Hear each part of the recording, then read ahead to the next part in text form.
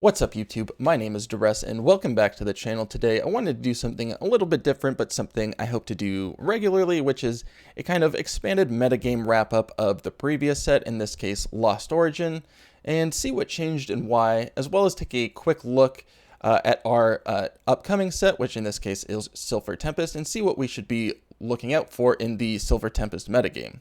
I'll be taking a look at the results of expanded tournaments with more than 20 players, taking a look at those results from Limitless, and kind of giving my interpretations of how these decks during the Lost Origin season, as well as how they may fare in Silver Tempest. And then we'll dive into a quick look into some Silver Tempest results. So yeah, let's go ahead and dive into it. Alright, we've got about 800 tabs open here on Limitless, so let's go ahead and get to our first point, which is that Shadow Rider Calyrex is, of course, the best deck in the format in the Lost Origin meta.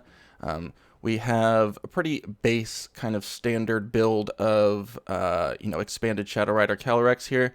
A nice array of supporters. I think one Cassius is pretty interesting, where you can just, shuffle it, kind of acting as an ace rolla. But also ability hate. This is basically playing a Silent Lab on a stick in the form of Alolan Muck, which is a really big deal because this deck is really not reliant on basic abilities at all. It's got the Crobat, it's got the Tapu Lele, of course, to set up in the early turns, and then of course it has one Girafarig, to kind of hate out the more controlling decks, which I think is an interesting inclusion. And I would imagine that this will stay going forward, even though control isn't the most popular thing. As far as, the trainers go, pretty standard. I think one Scoop Up Cyclone is interesting. I've seen a lot of decks start to move towards Scoop Up Cyclone, which I am kind of on the fence about, but I can see why people are doing it. Acting as basically an item ace rolla, just being able to pick up one of your giant VMAXs that have taken maybe one or even two hits is that's pretty huge in a game. And then of course one Hisuian Heavy Ball was from Astral Radiance, but this has become basically a one of in many decks, just to be able to search out your one ofs, whether it's your Gengar Mimikyu or your Girafarig, whatever. 3 Floatstone, 3 Silent Labs. I've seen some decks with that are at 4/4, just to kind of lock down abilities better. However, this one is not playing. Oh yeah, and then we have a kind of updated one. This is almost completely the same from what I can see. Well, this one isn't playing the Cassius. I think that's more of just a pilot's choice type of thing. One thing that I think is surprising nobody is that Shadow Rider Calyrex is now playing Forest Seal Stone, so it has access to a VMAX. I think that makes a lot of sense now that we're playing Scoop Up Cyclone. We basically have a computer search on a non-A-spec card, which is pretty crazy. Of course, it does have to be attached to one of these V Pokemon that we have here, either the V or the VMAX, but that's going to be not an issue whatsoever. If we take a look at the expanded kind of charts throughout Lost Origin, Shadow Rider Calyrex was, of course, the most popular deck. Of course, this other stuff includes a whole slosh of random stuff that maybe should be included here, maybe not. But we can pretty safely say that Shadow Rider Calyrex is the most popular deck of the Lost Origin format, and it just barely squeaked by Palkia in terms of win percentage at 53%. Of course, there's stuff down here, Garchomp, Giratina, that is a little more, or Dragonite as well, that did a little bit better, but was a little less popular. I think in terms of consistency, your Shadow Rider Calyrex is definitely the way to go. In terms of also just the ease in which you can pilot a deck, Shadow Rider Calyrex is so easy to pilot. It's a fairly straightforward. I wouldn't say it's an autopilot deck, but it is relatively straightforward. Offers some disruptive lines with Gengar and Mimikyu. and does a lot of damage late game. So yeah, I think Shadow Rider Calyrex definitely has a home going forward.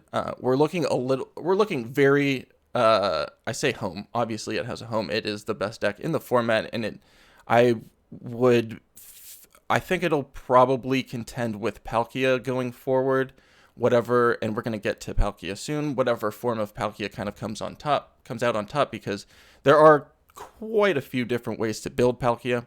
But one thing that is very interesting is that Radiant Eternatus exists.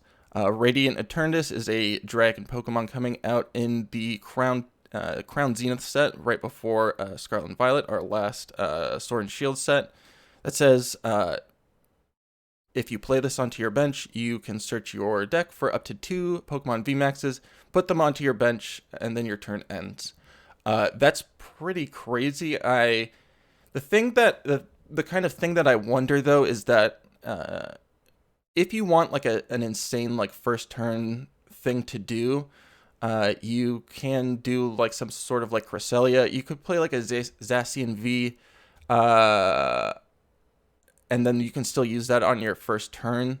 So I'm not sure if Radiant Eternatus is like good enough to take a slot in Shadow Rider Calyrex, because as you can see, like from the 2 lists that we've looked at, like these lists are getting pretty tight in terms of what cards you can actually switch in and out. Like there are very few flex slots, and they're, in terms of like the Pokemon seem to be almost completely solidified. So I would be very interested to see if Radiant Eternatus could actually be high impact enough to actually take a slot. I'll be very interested to try that out. But yeah, I think Shadow Rider Calyrex and Palkia going forward, probably the 2 things to look out for. All right, taking a look at Palkia here, we have 3 like really interesting deck lists. This is one deck list that is running Palkia with a bunch of like water options, like a water box type of deck. Has the Radiant Greninja as well as the Seismitoad EX for some, item disruption. Starmie V to punish like the high energy attackers. And then we're, drawing a lot with the Dedens and the Crobats. And then I think the 2 Keldeos, the Keldeo EX and the Keldeo GX, is really cool. And then as far as your trainers, it's fairly like a standard deal, but we are playing 3 Skyfields. So this is looking to go like pretty deep on its bench. So 1 Rescue Stretcher for recovery. And then a Battle Compressor as well, just to kind of load up the discard pile. This is a very interesting way to build the deck. 1 belt, 1 band. I think the trainers could possibly like use some refinement, but this, Palkia, the Palkia engine is just so strong that I would imagine that you could probably go even like wider in terms of diversity, in terms of like deck lists. In building Palkia, but these are like the 3 main ways that I think are very competitively viable. So yeah, I think this water box one is definitely on like the least popular, but it's seen some like decent results. We have the kind of, I guess, if you're from, if you've come from standard, this is definitely something more attuned to what you're used to, which is Kyurem VMAX paired with Palkia. Of course, Kyurem VMAX has its big attack, Max Frost 120, discard a bunch of water, and then it does 50 more damage. So we can load this up pretty heavily with Aqua Patches. We have Dive Balls for like really good search. And then, of course, we have stuff like Irida and Melanie, which you see in Standard, which is just, very strong enough to see play in Expanded. This is looking to play...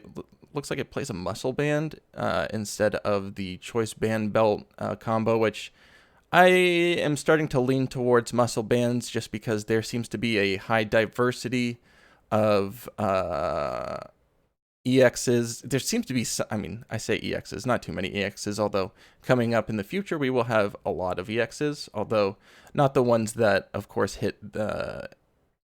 not the ones where the cards that actually hit EXs right now actually, impact it. So All right, taking a look here at a couple of different Palkia lists. Let's go ahead and start with like the most popular one and what I would say is the most winning one. Lou here went undefeated, 7-0-0 in the Path to the Geek number 11 tournament. This is, I would say, what is, I guess, a fairly standard build at this point of Palkia, or the most standard. Again, this definitely has, the Palkia archetype has the most diversity, I would say, as far as archetypes that's, center around one Pokemon. But the build with ADP, being able to Altered Creation on your first turn, is definitely the most popular version. In terms of your trainers, is a pretty standard build. I think the Stadium split between Skyfield and Brooklet Hill is very interesting, as well as no Iridas, but I do kind of understand that actually we have like half water Pokemon. We have, one Starmie, one Radiant Greninja, and then of course our Palkias, but yeah, I think skipping Irida is definitely a good call. For tag call, really prioritizing trying to find your ADPs on your first turn, of course, as well as your Guzma Hollow to kind of set up your Brooklet Hill, which again will find you your Palkia. So this definitely seems like it's very, very like meticulously planned, meticulously built. As far as the other inclusions, like one Professor's Letter, fairly. One Target Whistle I think is very interesting. I think that's a good call. Being able to, bring back and just snipe out a like a 2-prize support Pokemon is very good. So yeah, 2 VS Seekers is interesting. I'm always skeptical of most decks going below 3, but hey, if it goes undefeated, it goes undefeated. There's not really much I can say about it. We also have, I guess if you're more, if standard is more your style, this is something you would probably like groove with. This is like a Palkia and Kyurem VMAX deck, which has seen some play in the expanded metagame, but definitely less than Palkia, ADP Palkia, but not so much less in terms of like actual good results. I do think the ADP version maybe slightly edges the Kyurem version out right now, but I would be interested to see if, future inclusions could flip that. Yeah, this is a pretty standard build. This is actually playing the 2 Irida because we are a little bit deeper on the water Pokemon. We have the Lumineon instead of the Tapu Lele. And we do still also have this is a different Oranguru. Okay, but that makes sense that we're playing the, the Primate Wisdom Oranguru. We're trying to flip an energy back on top of our deck so we can take it off with Kyurem and attach it straight onto Kyurem. So that makes a lot of sense. Whereas the ADP version, right, is trying to just like empty his hand, play an Oranguru, draw 3, hopefully find some more action, go from there. And then lastly, we have kind of like a water box build, which I think is really cool. This is playing, interesting that this isn't playing Irida because this is actually playing the most amount of water Pokemon. It's got a 3-3 line of the Palkia, a 1-1 split between a Keldeo EX and a Keldeo GX, which I think is really cool. It's been a hot minute since these have seen too much action, but this basically, if you've played with the Sun and Moon Tapu Koko GX, it has the kind of similar ability where it comes in and just it can come in and immediately go into your active. I was thinking of a different Pokemon that swallowed up all of your energies, but it also has a fairly decent attack. I mean, 170 on a 2-prizer these days is not like the best, but you can get this going if you, I guess, aren't like star portaling. Like in the early turns, you could maybe like attach to this, power it up, You know, you're attacking for 20, was it 20, 80, 130? I mean, it doesn't seem great, but I don't know. It is able, oh, sorry, I forgot. This ability is at any point. It's not when it goes onto the bench. Okay, I forgot about that. I mean, I don't know. It's kind of spicy, but I don't know if it's really the best inclusion. But I do think that this is a very good inclusion. This is a very good like disruptive inclusion. This ability being able to prevent damage by GX or EXs. I mean, you're really just worried about GXs getting like one shot by a tag team or something. Not bad. And then you do have access to an attacking GX attack if you don't ADP like early. Like the thing is, if you don't Altered Creation on your first turn, it really falls off in terms of just like wanting to use it. So having like a backup like GX attack is, I think, okay, and it actually fairly decent, right? Because this attack does 50 damage for each of your opponent's bench Pokemon, which is kind of similar to the Palkia strategy. So I'm down with this inclusion. I don't know about the Keldeo EX, but you know, still a very cool deck. And yeah, I think it is far less popular than either of the other two, and doesn't see quite the same amount of results, but is still fairly interesting. And I would say at the very least, you know, competitively viable. So yeah, definitely something to give a try. This cool water box Palkia type of deck. I think one Aqua Patch.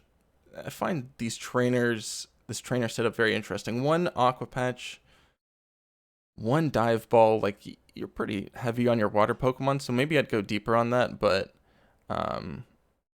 yeah, still a fairly respectable archetype moving forward. All right, up next, let's go ahead and take a look at Arceus. Arceus has had a very interesting time in the expanded metagame during Lost Origin.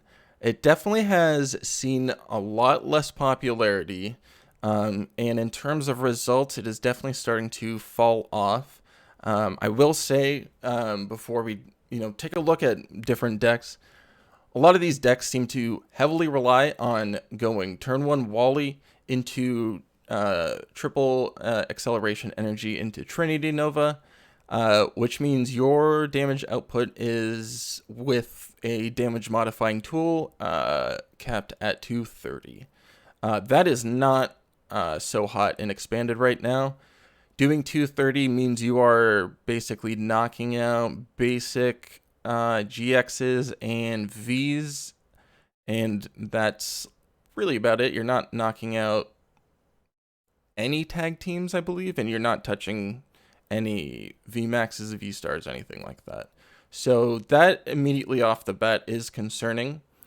This is a kind of earlier season deck list from Shadow Shack. This is a fairly standard deck list. A 3-2 line of Arceuses, as well as your Garbodors.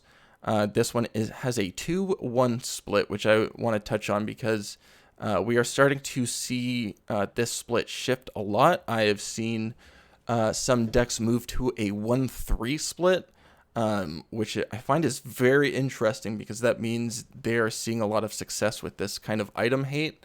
Not necessarily locking out items, but just being able to item hate on a one prize Pokemon, and just having a one prize option in general in Arceus is very strong, especially because it's a one attachment one prizer that potentially can do a lot of damage. So yeah, I'm always kind of surprised that Garbodor doesn't see more play, but I do remember the days of Garbodor being a menace in Standard, so there is that. And then, of course, it does have the 2 Wobbuffet. Fairly standard because you do have 2 Tapu Leles, so you can still set up under your Wobbuffet lock. And then you have 1 Gengar and Mimikyu GX, which I took a look at a couple of other lists, with the Garbodor attacking option, and they are also starting to run this Gengar and Mimikyu GX. I think is actually a very good idea.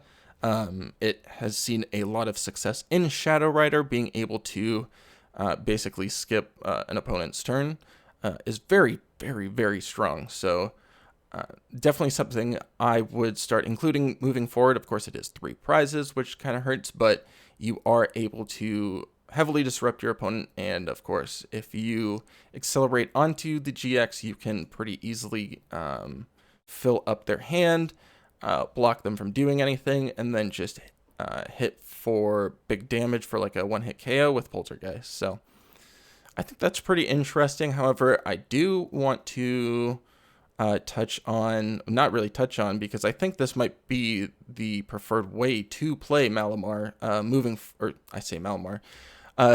the preferred way to play Arceus moving forward is with Malamar VMAX, of course. If you have been paying attention to Standard, Malamar VMAX saw a lot of, I wouldn't say a lot, a fair amount of like pairings and like some success in terms of being paired with Arceus VSTAR in Standard, but it hasn't, Arceus has kind of really fallen off and taken a hit in Standard, so of course being the Batman to, being the Robin to the proverbial Batman here, like Malamar is just, not going to see any play if Arceus doesn't see any play.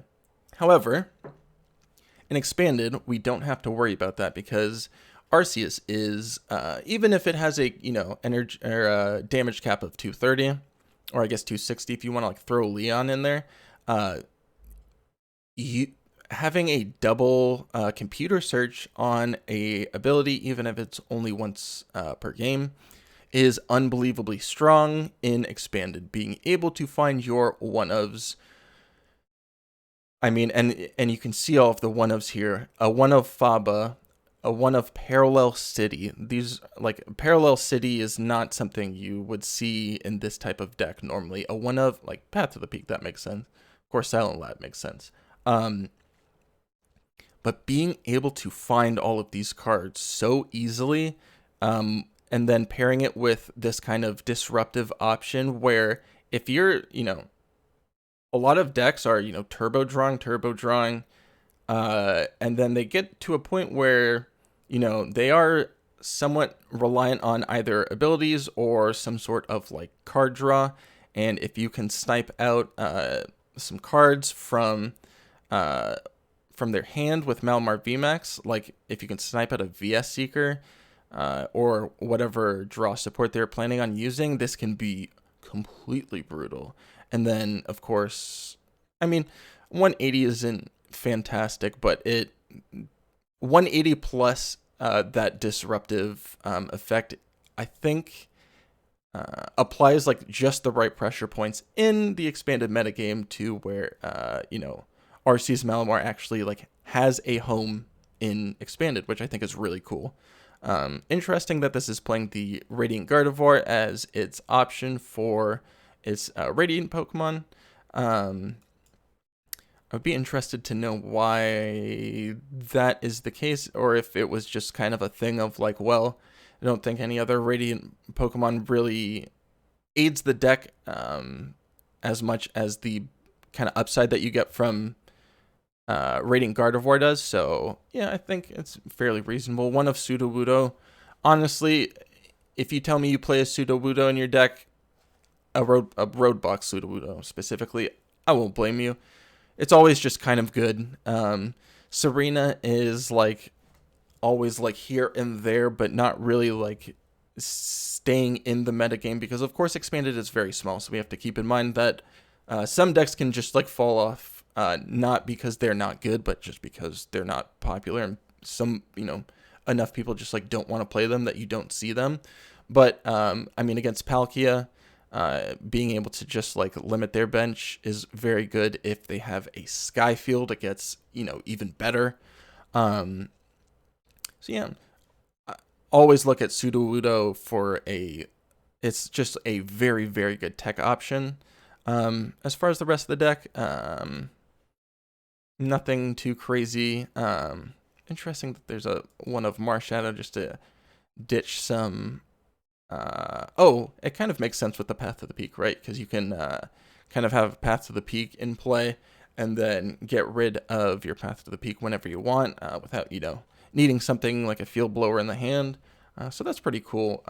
2 triple acceleration energy would definitely make me nervous in terms of being able to hit that turn 1 Trinity Nova and 2 Wallies, of course. But I mean, I think it's reasonable. It would definitely make me nervous.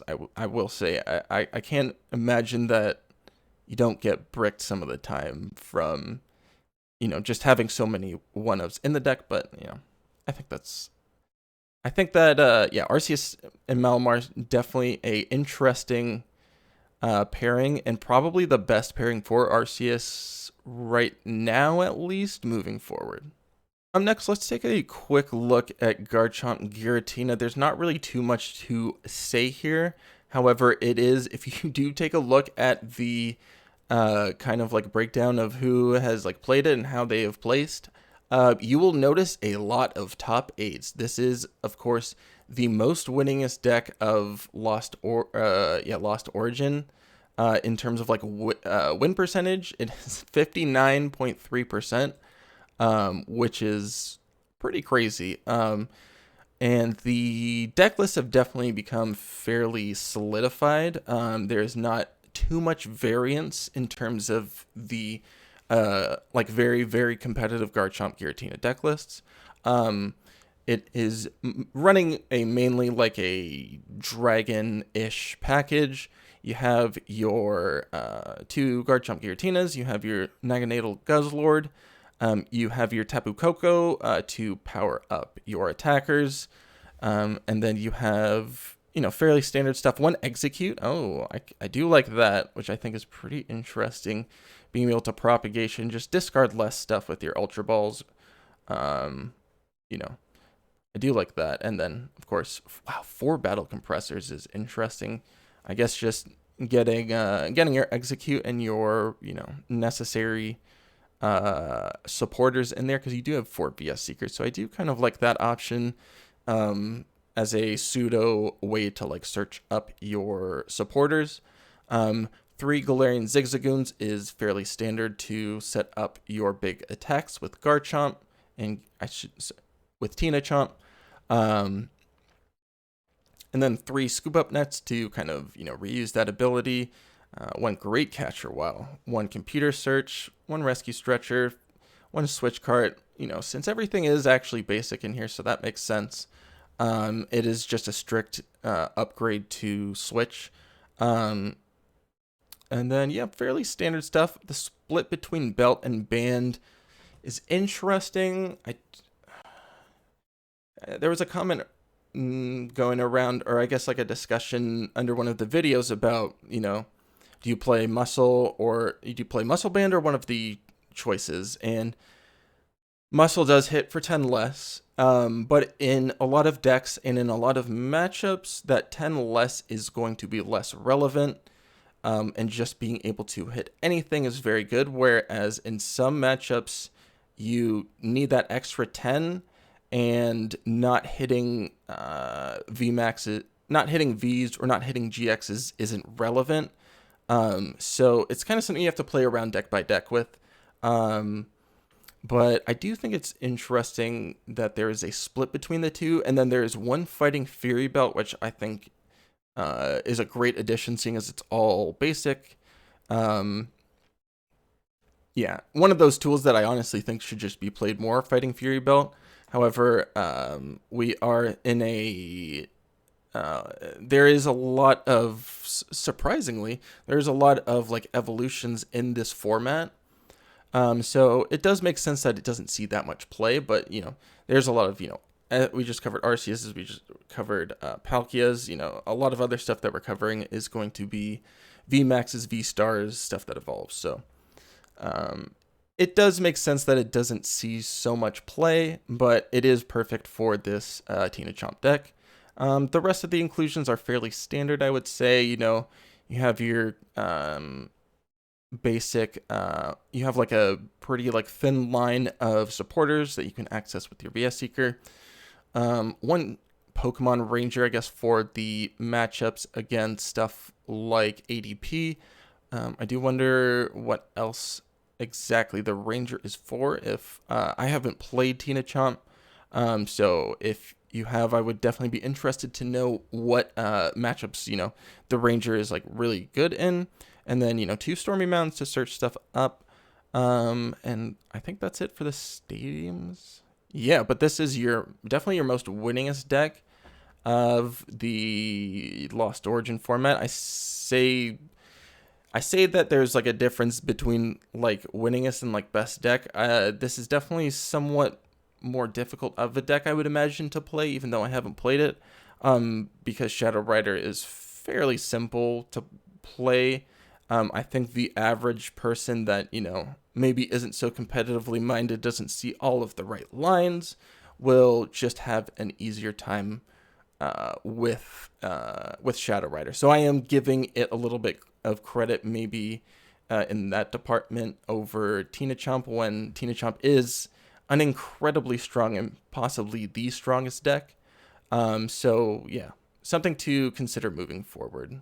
I don't think there is any particular reason that you would, and this isn't necessarily particular to the deck, but I don't think there's any reason to really play TinaChomp in something like a Regidrago.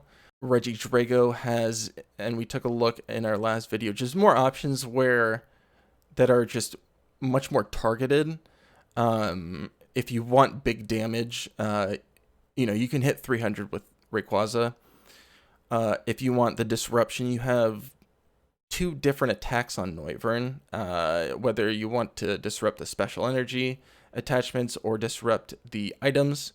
And then you have, oh god, what was the last one? I'm already forgetting. But yeah, there's just, I think, better options in terms of different attacks, different disruptive abilities or effects on attacks. So yeah, something to remember moving forward. All right, up next, let's talk about Hisuian Zoroark. Now, Hisuian Zoroark is the, of course, new deck of the format. One of the cards that I gave a 5-star rating to, along with Giratina V-Star, which I'm going to have to address soon. But Hisuian Zoroark is definitely had a difficult time in the meta. It's had a 37% win rate. I don't think this is a terrible mark against the deck, to be honest, because it is a brand new deck and it is going into the Wild West of the expanded metagame. So it's going to take a while for it to kind of find its home and see if it can really, if it can really hang, but it has had some like decent results. If we take a look here, nothing too exciting, but a lot of like a decent amount of top 8s and then kind of middling finishes in the somewhere in the middle to lower bracket. So it's definitely competitive. I will say it definitely also favors much more like it's definitely something you need a decent amount of practice with. It's not something like a Shadow Rider Calyrex where if you're coming from standard, you can just jump straight into it. It's definitely got some more like obtuse lines in terms of trying to set up with sky fields and all of that. But this is the deck list that I played on stream. I really liked the deck list. I think I might have made some comments about maybe switching some supporters or something. I can't remember exactly. But I think for a first go around, this is a very solid deck list. Again, this was a 4/4 line with 4 Gengars. Again, Gengar, I will have to admit, I completely missed the mark on. My idea of building with Zoroark really didn't include Skyfield. I thought a Skyfield build would be kind of like some Disneyland magical Christmas kind of stuff, but the ability to have your Skyfield removed from play, remove 3 Gengars from play, going from 8 to 5 on the bench, getting a Skyfield, putting it into play, and then putting back all of your Gengars at basically no cost, and sometimes being an upside to you because you can redistribute more damage counters, is completely insane and is not magical Christmas land, but in fact a boring walk in the park. It is, if you are not ability locked, it is fairly simple to do. So yeah, 3 damage pumps. I would possibly consider going to 4, but maybe that's a little too greedy. And then, yeah, I think this is a fairly standard, straightforward, you know, deck list that was a very, very, very good first like iteration of the deck. And then 3 Skyfield, I would possibly consider bumping that up to 4. Let's go ahead and take a look at something a little more recent. This was from the 14th Path to the Geek, which I believe was, let's see, okay, so about 2 weeks ago, but still towards the end of the Lost Origin, like expanded metagame, whatever you want to call it. So let's take a look at the additions here. Additions and subtractions, I guess, because it seems that we've gone down to a 4-3 line. I think that makes sense. I think that's pretty reasonable. You know, it is playing a rescue stretcher, so worst comes to worst, you just rescue stretch it back later. I would not mind like an alternative way of recovery, just because if you've ever seen this deck in action, or if you've ever seen me play a game of Pokemon, you know, it can end up that you know, want to draw very hard in the like opening turn with like Dedens and Crobats, but you have a rescue stretcher in your hand and you have to discard it. Or maybe you have to discard it to an Ultra Ball to, you know, set up your Crobat so that you can actually draw a couple cards rather than just drawing like 2 or 3. So, yeah. I say a couple cards, drawing like 5 or 6 cards rather than like 2 or 3. Additions to the deck. This one is also playing Diancie, but this is also playing a Jinx, one of everybody's like least favorite Pokemon. Once during your turn, you may move 1 damage counter from one of your Pokemon to another one. Fairly, it makes sense in terms of, you know, being basically a damage pump on a stick. Being able to repeatedly do that, that's pretty solid. You know, it's just a 1 prize little tech, fairly low opportunity cost. You know, you're not really worried about getting knocked out. Because, you know, you're always prioritizing knocking out Zoroarks, because if you don't, the Zoroarks are knocking you out.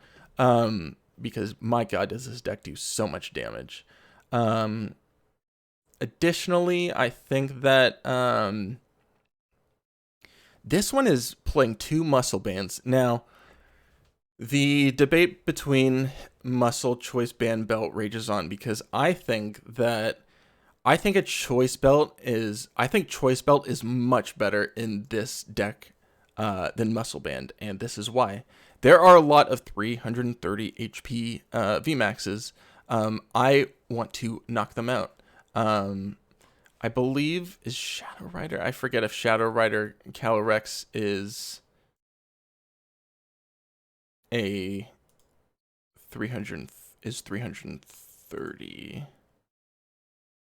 Okay, it's 320. So that is like a slight like thumbs up to muscle band. However, I personally I'd be a little bit nervous. I want to knock out my 330 HP VMAXs, because if I don't, it's going to feel real bad, right? It's going to feel really, really bad. You are probably going to get blasted back and get your Hisuian Zoroark knocked out, at which point they're probably going to snowball on you, right? So something to consider, I think. I would opt for the choice belts. Sorry, the choice belts. I always confuse that and band. Over the muscles, the muscle band, but that's just me personally. However, I will admit. I will admit that it is not terribly necessary in terms of actual like damage output, because this deck does an extreme amount of damage already. Like, if you have a Skyfield in play, you're maxing out at 450. Nothing is withstanding that. And even without a Skyfield, you're hitting 300. The thing is right, when you don't have a Skyfield, you still need to like maximize your damage, and hitting 330 I think is just really crucial. I know I'm rambling on about that, but would definitely like people's thoughts on the debate as it rages on between Muscle Band, Choice Belt, and Choice Band. One deck that I almost missed, I think this is very interesting. So this is slotted in a 2/2 line of Alolan Grimer and Alolan Mux to basically act as a silent lab on a stick, which makes a lot of sense, right? Because, like the Shadow Rider deck will play both because it's just so good at, like the ability is so good. The ability to lock down basic abilities is so good against so many decks, and it doesn't hurt that deck at all. It in theory hurts this deck, right? Because you do have Crobats and Dedens and Tapu Leles. However, you can just, this deck is more so than many others drawing an ungodly amount of cards between, its draw support Pokemon, its actual draw supporters, and then the Hisuian Zoroark VSTAR's ability. My God, that ability is one of probably, it's definitely on par with Arceus, I would say, and Palkia in terms of VSTAR abilities. It's pretty hard to beat a double computer search or a triple aqua patch. But I will say in what this deck is trying to do, it is one of, if not the best at powering it up. Because the Palkia stuff is very good at powering up, your water stuff. And then your Arceus is so good at finding your one-ofs in terms of your Arceus Malamores, or just setting up your Garbodors, or just, I guess I should just say setting up in general. But what does Hisuian Zoroark do? It draws cards. It will draw so many cards in this deck. It is unbelievable. So yeah, 3 damage pumps. I was saying, maybe this 3 should be a 4. Maybe there should be 4 battle compressors. But honestly, I don't think it really matters. You just draw cards. You can draw 6 with the Den. You can draw 6 with Crobat. You can draw 7 with Zoroark VSTAR, and you can draw 7 with a Professors of Research. So that's 6, 12, 19, 26 cards. You can, so you're basically drawing half of what is in your deck on the first turn. So that is something that I think always has to be remembered in terms of the expanded metagame. I do think that foregoing Wally is the right call. Even though I do think that Wally is cool because, again, draw option. You just draw all the stuff you need, including your Wally, or just, search it up, then draw all the stuff that you need, whatever you prefer. But I will say, if we go back here, if we take a look at, the kind of, general trend of the deck in terms of finishes, it is definitely having a difficult time. It started off kind of okay. Obviously, people are going to be trying it out, and have, maybe not so great success with it. But it has definitely getting somewhat rougher towards the end of Lost Origin. I think people were definitely, and we saw that kind of more different version that came towards the end of the format, the version here with the Mux. It definitely needs something else. And I think that that something else will be very effective and very useful because this deck is so consistent at drawing that you'll always find it, and in the matchups where it's useful, it'll be very useful. But I think we just need to find exactly what that disruptive piece is, because as it stands right now, Hisuian Zoroark is definitely taking a bit of a dip. I guess one thing we should take a quick look at. Oh, that's not good. Okay. taking a quick look at like how Zoroark's doing in the expanded metagame for Silver Tempest so far. Only count of like 6. So 3.5% of the metagame share. But a win percentage of 27.7% is concerning. I'm sure a lot of these were like admittedly like drops and whatnot, but okay, so this is like a more scaled back version, but it's playing for, I don't really like the version, I don't like playing double turbo energy, although it's not terrible seeing as, you know, again, the damage output is so high. I can understand, but I don't know. So yeah, something to watch out for is if Hisuian Zoroark kind of falls all the way off in Silver Tempest. I hope it doesn't, because I think it's a really fun and interesting deck, and powerful, but yeah, it's definitely not seeing the results I would have expected going into Silver Tempest. All right, now is the part of the video where I have to admit that I was extremely wrong. Because Giratina VSTAR has not seen the success that I thought it would have.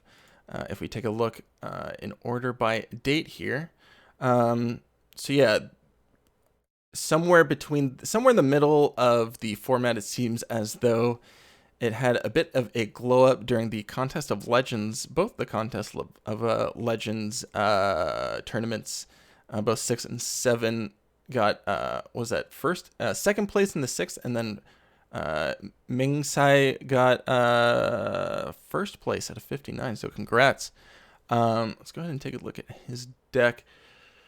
Pretty interesting. Wow, 3 lightning energy, and this is a common trend that I think is also, oh no, not so much in this, but it's using a very like strange package, kind of what I envisioned between like your kind of like late Sun and Moon stuff. Like you have your Naganadel Guzzlord, you got your Tapu Koko Prism, and then you're kind of effect removing with Pokemon Rangers, some of more, you know, your more powerful stuff from it, basically like an all-star list of, you know, expanded stuff. Especially for like dragons, like you got 2 Story Mountains, just amazing for dragons in terms of like setting up. You know, 1 Rescue Stretcher. It's A-Spec is Computer Search. 1 Raihan, wow, 1 Guzma. And then 4 VS Seeker for your pretty relatively thin supporter line. 1 Colress's Experiment is pretty interesting because the other half of this deck is kind of how I envision, which is a weird Lost Zone like package to turbo fill your Lost Zone. We have 4 Trumbeaks. I am very curious on the percentage on like the hit rate of the Trumbeaks, but yeah, an extra card in the Lost Zone is very good. A 3-2 line of Giratina V and V-Star, 2 Dedens for your draw, as well as a Crobat, 1 Naganadel Guzzlord, because, you know, we are playing Double Dragon Energy, as I would have expected in, you know, expanded Giratina. It does a dragon, so there's just no way you can skip what is basically the best energy in the format. And then 1 Sudowoodo again. I'll never question anybody that plays 1 Roadblock Sudowoodo because it is a very good card. 1 Execute to, you know, turn your Ultra Balls into -1s, because you are not really looking to discard that much in your deck, right? Like you are looking to Lost Zone a significant amount of your deck, so you cannot discard a significant amount of your deck. And you do have a lot of Dedenne, so something I'm sure that's quite a interesting like tension and balance to try and figure out. I definitely want to give this a try because honestly, like I thought Giratina would be good and expanded because there's just, it has such a good damage floor, but its damage floor is also its damage ceiling, right? Like you're not going very far beyond 280. Like you can hit 310, sure, but you're not going beyond that, really. And when you do hit 310, you're still like Lost Zoning 2 of your energy. That's pretty rough.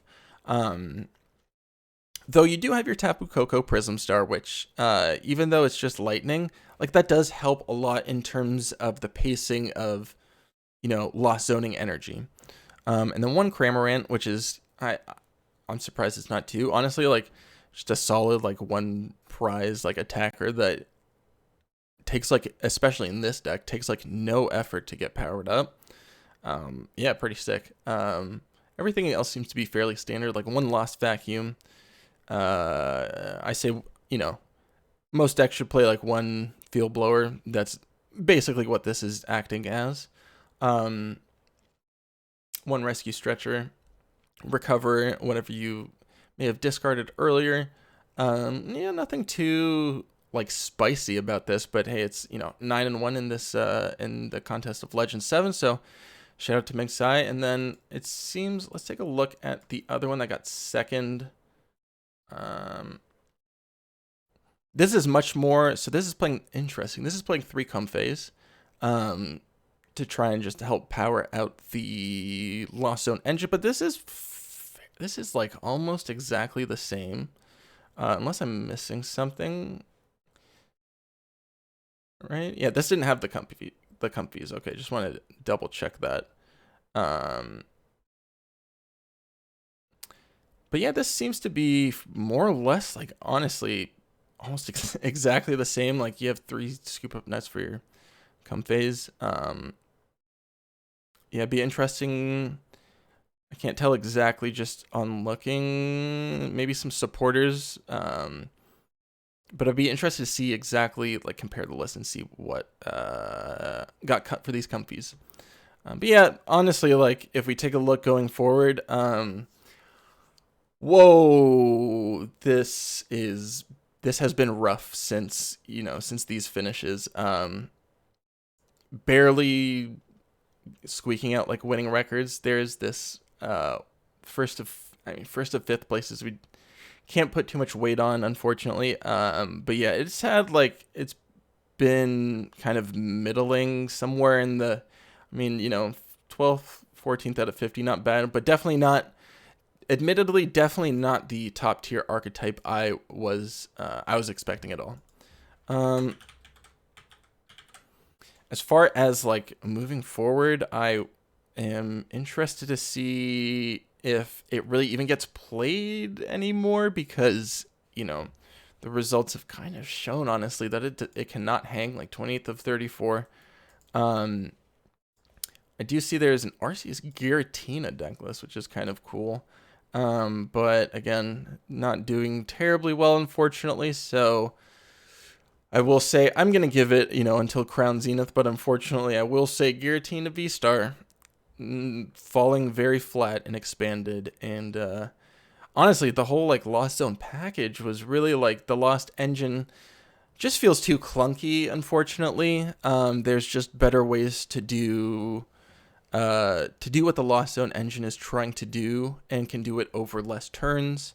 Having, like, something like a Colress's Experiment, you know, is very good at filling up the Lost Zone, but it's still limited to once per turn, which is incredibly detrimental in the expanded format, where you're trying to go really as fast as you can in the first turn or two. And honestly, like, these splits between, like, Giratina is very cool in standard, and I think one of the reasons it has a lot of success, not that I play standard really, but, like, it's got so many different options, right? Like, there were times when people were, like, powering up a Radiant Greninja with Mirage Gate. By the way, we have seen none of Mirage Gate. It is a complete miss in expanded, unfortunately. But, like, there's just so many different things you could do, right? In terms of, like, the Lost Zone package, like, people were powering up Snorlaxes. Of course, you have your Giratina as your, like, main, like, big boy attacker. And then you have your Cramorant as, like, an easy attack, and then Sableye for spread damage. In expanded, it's just a lot better to be a lot more focused, right? Even if you can get absolutely dumpstered on by a Silent Lab or an Alolan Muck, or, you know, a Wobbuffet Garbodor, like, we know those things are out there, right? But it still just pays off to have a much more focused game plan. And some decks have a little bit of wiggle room. like the TinaChomps or the Palkias of the world. I say Palkia definitely has the most wiggle room. But even at that, like the Palkia, like it has a Radiant Greninja as its 1 prize attacker, right? And then everything else is, I believe, 2 prize. There are just not that many decks in Expanded that have like a very good split between, like there's some, but not too many that have a very like good split between strong attacking 1 prizers and strong attacking multi-prizers. We did look at like Arceus Garbodor, which has kind of been taken over by Arceus Malamar, although I wouldn't say taken over, although it definitely has like another thing in terms of like another Arceus archetype to contend with. Those kinds of decks that, you know, have this kind of like split pairing are not too common because you're trying to do either the 1 prize thing and kind of trade off on prizes and just kind of like, you know, you're not one hitting anything, but your tempo is very favorable, right? Because you're maybe like 2 hitting stuff. Whereas, you know, you can get your Pokemon knocked out, and something like an Ultra Necrozma, right? Also has this disruptive option of getting rid of your special energy while doing 170, very strong. And when it gets knocked out, even though it's like 110 HP, right? Like, you don't really mind because it's 1 prize. The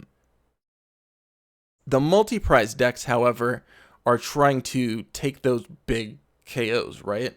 They are trying to achieve those 1-hit knockouts on your VMAXs, on your V-Stars. So when you have this weird kind of split, unless it's something where you can kind of... I'm trying to think of something that like really pairs like that split well, but I honestly can't. And I don't think Lost Zone Guillotine does that either, unfortunately. So yeah. Unfortunately, I would expect that to see kind of just like a drop off into not being played once Scarlet and Violet comes around. Up next, we'll take a look at like a fairly recent deck, Dialga VSTAR. Came out in Astral Radiance, I believe. So yeah, it's had a set to kind of develop and get kind of legs under itself, and I will say, unfortunately, it hasn't like really done that. And it's had some some relatively okay finishes, some good top 8s in some larger tournaments here, like 4th out of 66, 6th out of 64, etc. But it is admittedly a pretty difficult deck to play. I am not sure how many of these decks are splitting between like the like TinaChomp like variant. Okay, it looks like most of these decks are doing the TinaChomp thing from what I can tell. Yeah. So if you haven't seen this deck, congratulations. I am very happy for you because my god, do I hate playing against this deck. This is admittedly my least favorite deck in the format, but this deck is able to set up a combination of attacks and power up your Dialga. So you power up your Dialga, take an extra turn. You can Cyrus to bounce most of your opponent's Pokemon, and then Garchomp Giratina GX to shuffle in the rest of your Pokemon. Of course, this takes an incredible amount of not only energy, but energy like movement. So you are playing Scramble Switch. You're playing 4 Rainbow and 3 Aurora energy because you need your energy to basically be all colors. Because your attackers are either Dialga VSTAR, which is metal, colorless, or it is Garchomp and Giratina, which is psychic, fighting. So that is a pretty insane energy requirement. However, it doesn't really matter because you are using Electro GX to power these up.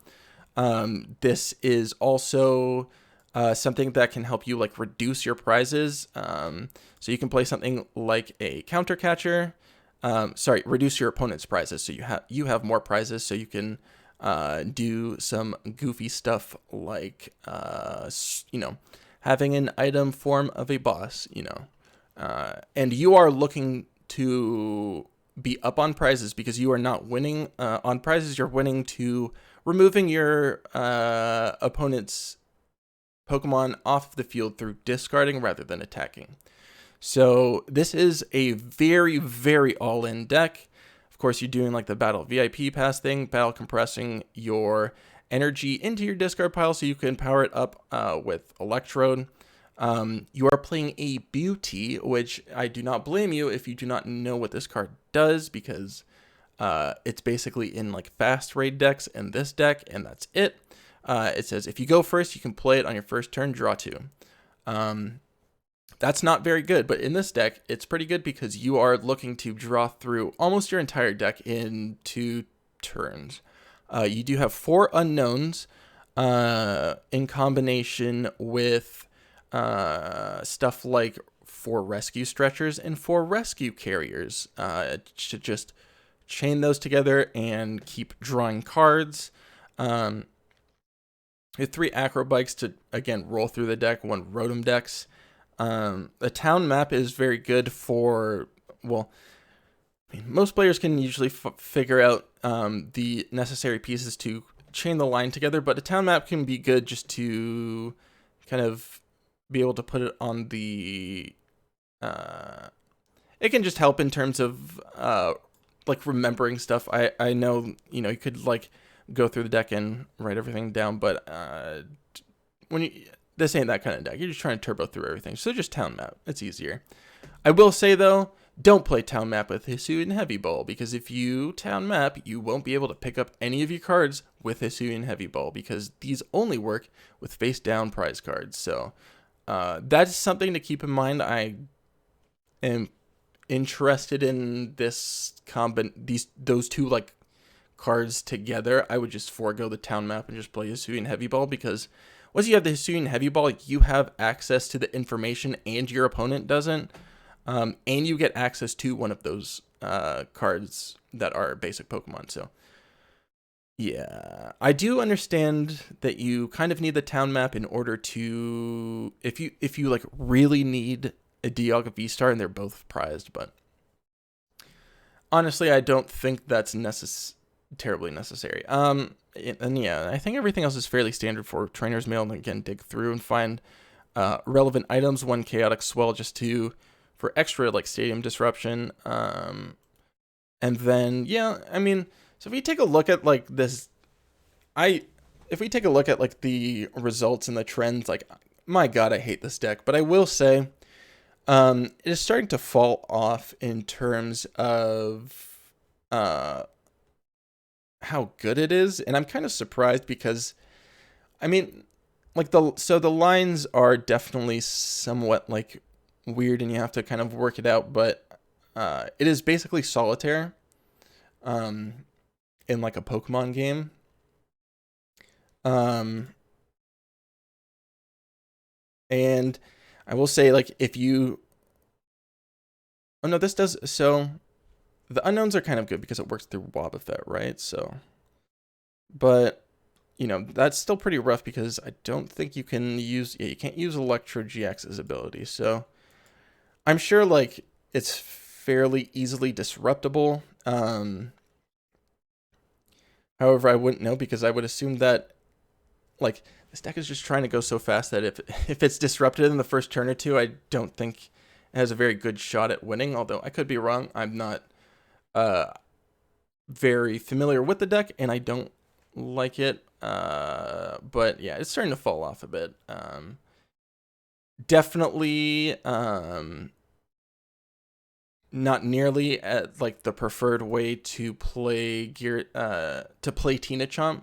So yeah, that's just something to keep in mind. If you want to play TinaChomp, definitely the way to play it is in that archetype with the Galarian Zigzagoons that I described earlier. I think that's like a very reasonable way to play it. But if we take a look at Dialga, like, it's still got a pretty decent win rate. It's just not necessarily the most popular. And you do have to like work out the lines. So if you don't know the lines well, you know, if you prize something awkwardly, that will really hurt your game plan. But yeah, moving forward, let's take a quick look at Silver Tempest, see if it is even on here. Oh, okay. Oh, it's so 6 most popular has not done terribly well. I don't think there's any additions here. Does not look like it. I suppose it could play something like a Forest Seal Stone. I would probably consider adding something like that, seeing as you can just slap that on a Crobat V. Oh, no. Sorry. I'm talking stupid. No, you don't want to do that, because you want to use Dialga's V-Star to take an extra turn. Apologies. But yeah, definitely falling off, having some kind of middling results, so we'll see where that heads in the future. One thing I forgot to mention about Palkia, and I guess, well, more specifically ADP Palkia, is that ADP seems to be having a ADP players seem to be having a very tough time deciding between Dragonite and Palkia, which I think is pretty cool and interesting. I will say, more people probably have Palkias, right? Because more people play Standard, where Palkia is just a very good deck. So that's something to keep in mind. Palkia is also being played more than the Dragonite version, but is also seeing a little bit more, seeing a little bit better results in terms of finishes. In terms of the Lost Origin, like, win percentage, it looks like Dragonite just barely squeezed out Palkia by like by 2 percentage points. So a fairly like decent amount better. Dragonite is, of course, a little more in on its first turn, right? Like, you are a little more all the way in on powering up with something like Tapu Koko Prism Star. Giving all your stuff free retreat with Zeraora is very good because, how's Tapu Koko worded? Yeah, it's 2 of your benched. Oh, 2 of your benched, never mind. But yeah, having that double acceleration energy, very, very good. Just lost zoning it because, don't need it later. Your Xurkitree GX, just for like if you're playing against something like a Turbo Meloetta, you just stick a Xurkitree GX in your active, don't bench anything for the rest of the game, and you're probably going to win. This is, just a lot faster, and the damage output is much more consistent, right? Like, Palkias are fairly reliant on having a bench. Both players having a bench, and it can kind of aid itself with Skyfield, but you need your opponent to do a little bit of the work for you. You need your opponent to have some amount of benched Pokemon. So I think that Dragonite just provides a little bit more damage consistency. It's also a basic, so you can attack on your first turn.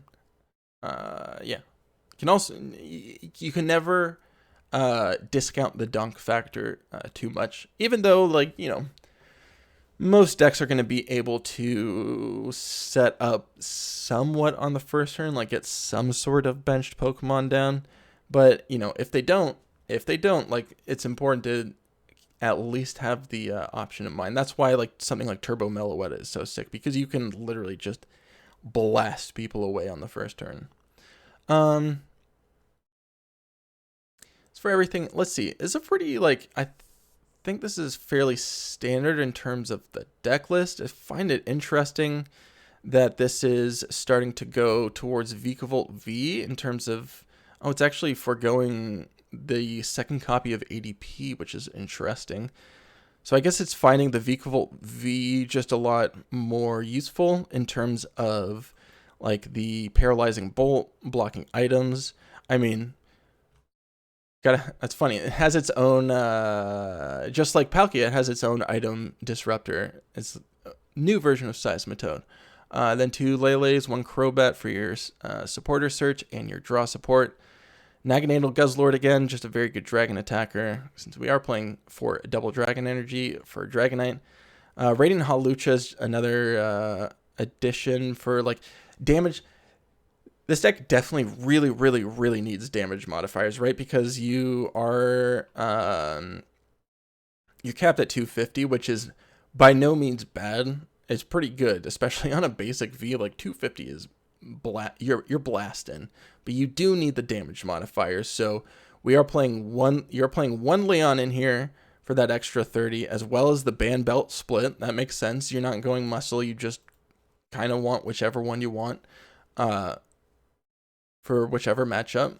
Now keep in mind, 250 is going to blast most tag teams away, but so what is it going to hit? It's going to blast most tag teams, not going to hit V-Stars, not going to hit V-Maxes.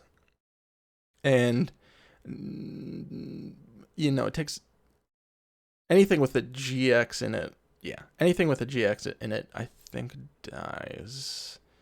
I mean, there might be some like Wailord or something like that, but like almost everything, I believe. Oh no, ADP doesn't, because ADP is 280 as well. Okay.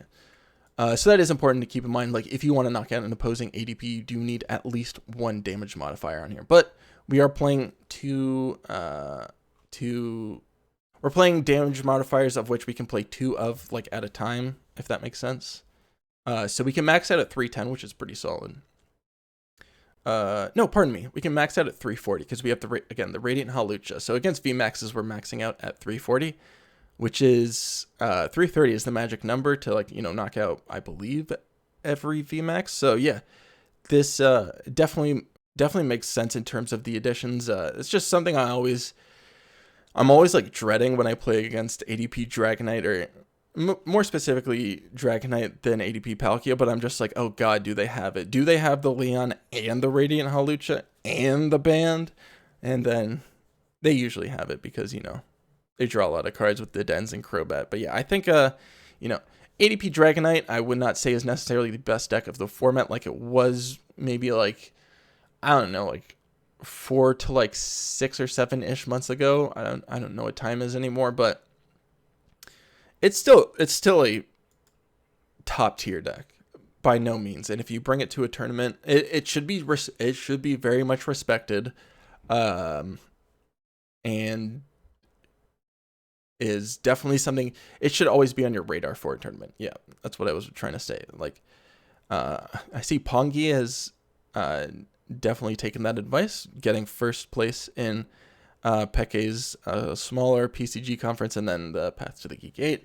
I wouldn't say it's really fallen off. It's just kind of, again, people want to play different decks, so you might not see Dragonite as much some days, but like, my god, it is still always going to be something to fear. Let's see how it's actually, now that I mentioned it, let's take a look at ADP Dragonite moving into, oh my, we have a 6th place here.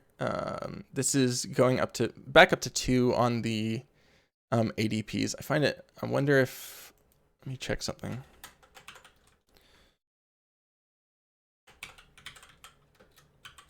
Okay. So I don't think there's going to be terribly, like, too much of a difference between the Dragonite and the ADP Dragonite, because it's like literally, is it playing 1 ADP or 2? Yeah, see. It's it's fairly similar, but I will say, like, the ones that are classified as ADP Dragonite seem to be doing not nearly as well. Although, actually, no, not really. The poor results are actually fairly spread out, so it's just kind of a player thing. So yeah, it's literally, the difference is literally, does it play 1 ADP or 2? But yeah, ADP Dragonite always can be a solid option. Whether it's better than Palkia, that's going to be something that we'll have to watch out for. I laid out the, you know, the differences, the pluses and minuses between Dragonite and Palkia. I will say, you know, having a V-Star ability like Palkia's is pretty gosh darn insane. Though I will say now, Forest Seal Stone exists, so you can put up computer search on your Dragonite. That's pretty cool. Wow, that's very cool.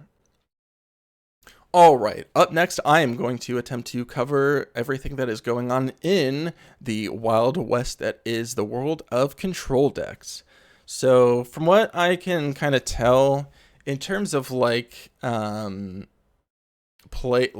actually being played a lot, the most popular is definitely RowEgg Vileplume, seeing as it's kind of like a standard like port over. And then from there, a lot of WallStall in some weird varieties, and then Orbeetle. I will say, Orbeetle seems to have like the best finishes.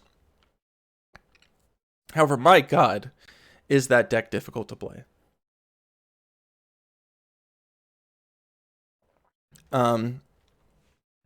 It loses to basically getting the wrong stage 2 in play. If you're not familiar with Orbeetle, has an attack called Evomancy for 1 energy. Says, for each energy attached to this Pokemon, search your deck for a stage 2 Pokemon except Orbeetle and put it onto your bench, shuffle your deck. So what you're trying to do is get this rare candied. Yes, 3 rare candies. You're trying to get this rare candied and slap a triple acceleration energy on there so you can search up to 3 Pokemon. We have a couple different options here that I will go through. Actually, I can do most of these from memory, I believe, I hope. Let's see. The Gallade searches up a supporter, which is from Astral Radiance. The Dusknoir the Dusknoir is a Temple of Sinnoh, so it turns all of your special energy into colorless energy. Your Magnezone lets you play 2 supporters a turn. You're almost always getting the Magnezone because that's extremely strong. 1 Decidueye blocks the attacks of GXs and V Pokemon. 1 Galarian Obstagoon, I believe, lets you... Oh, it makes your opponent discard until they have 4 cards in their hands, so it doesn't let them build up like a large hand size. Very useful for, like, you know, you're not trying to necessarily go and play like a bunch of Marnies in this deck, right? There are much more effective disruptive supporters that target the battlefield rather than the hand. So being able to have a Pokemon that constantly targets the hand is very useful. We have 1 Stoutland. This is the one that stops. Yes, this is as long as it's inactive, your opponent can't play any supporters. Incredibly strong. 2 Hisuian Basculin, which I believe has the free call for family. Yeah, gather the crew. So no energy, search for 2 basics. You have a 2-1 split of Arceus VSTAR, which is actually, I think this is a relatively, I don't want to say relatively recent, like I've played Orbeetle decks before, but the list that I found when I first got back into playing around like Brilliant Stars did not have the Arceus in there, but I guess now that I mention that makes sense, seeing as Arceus came out in Brilliant Stars. But that is a interesting multi-prize edition, but it does make sense seeing as you are, so it can accelerate energy, which in some cases is very good. Like you could accelerate, like a grass energy onto your, Orbeetle or onto your Blipbug, which will become an Orbeetle, right? And then you can put a triple acceleration energy on it and then get 4. I think that's pretty niche though. But being able to double computer search is incredibly strong and definitely makes sense that you would, at the cost of, 3 slots in, have a 2 prizer on the battlefield. Makes a lot of sense. 2 Ancient Origins Vileplume that blocks items. So if you can get your Stoutland into the active, your opponent can play support, or your opponent can play stadiums, and that's it. Which is incredibly strong. And then 1 Burning Shadows Vileplume. Oh yeah, that blocks basic Pokemon. It's interesting because we really saw only that the TinaChomp deck was really the only one that was like heavily reliant on basic Pokemon. Oh, there is stuff like Volcarona, right? That's out there. I can imagine that this just completely bricks some like random matchups, so it is a pretty reasonable addition. And then yeah, that's about it. It's a 4-1-2 line, which is pretty interesting. And then as far as its supporters, you're playing a pretty kind of like standard, I don't want to say standard, but a pretty like straightforward like control line. For going the VS Seekers, just playing 4 Greens Exploration, 2 Lusamine to recycle your supporters, and some stadiums. Let's see. I guess you only have a Silent Lab in here, so you're ideally probably targeting your supporters, and then later in the game, your other Lusamine in the discard pile, just recycle those. And then one Peony. Okay, one Peony. I was about to say there's a lot of one-ofs that you have potentially prized in your deck. Of course, the problem is that if they are in your hand, sorry, not in your deck, in your prizes, if you put them into your hand with Peonia, you still have to figure out a way to get them into your deck. Luckily, we do have 4 Pokemon Communication, which I think is really good. You don't want your like stage 2s when you Evomancy with Orbeetle to be in your hand, because that's going to feel really bad. And then pretty thin lines of like Level Ball. 1 Level Ball, 1 Float Stone, 1 Silent Lab, 1 Field Blower. Your A-Spec is your computer search. That makes sense. Then you have some, disruptive stuff like your Faba, Team Rocket Handiwork. I find it interesting. So I've tried, what's it called? I've tried Misfortune Sisters in the like Drago's WallStall deck, which I was thinking about making a video for, and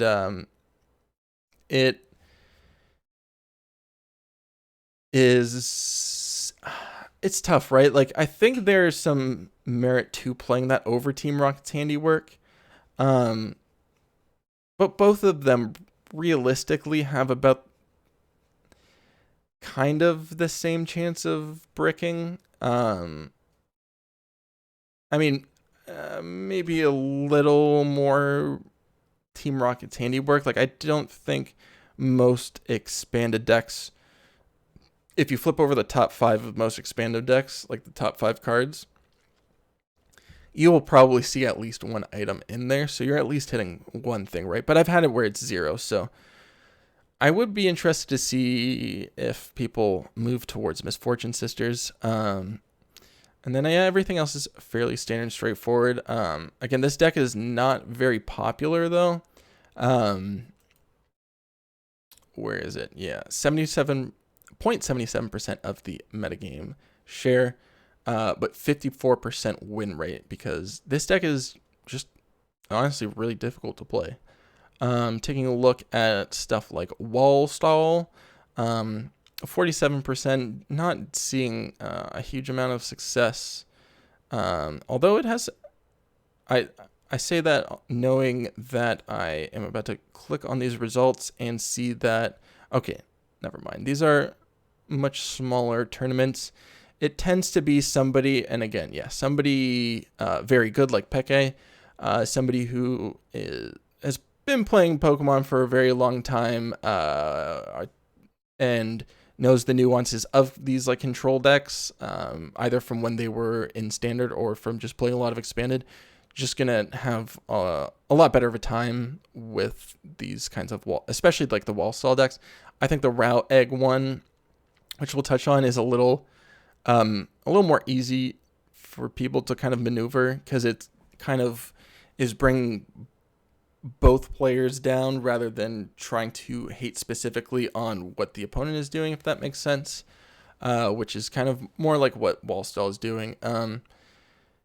This is, this one has, this is the Zoroark package. Being able to like flip into a Mighty Eno is very good. Being able to flip into an Altaria is very good. I'm definitely into that.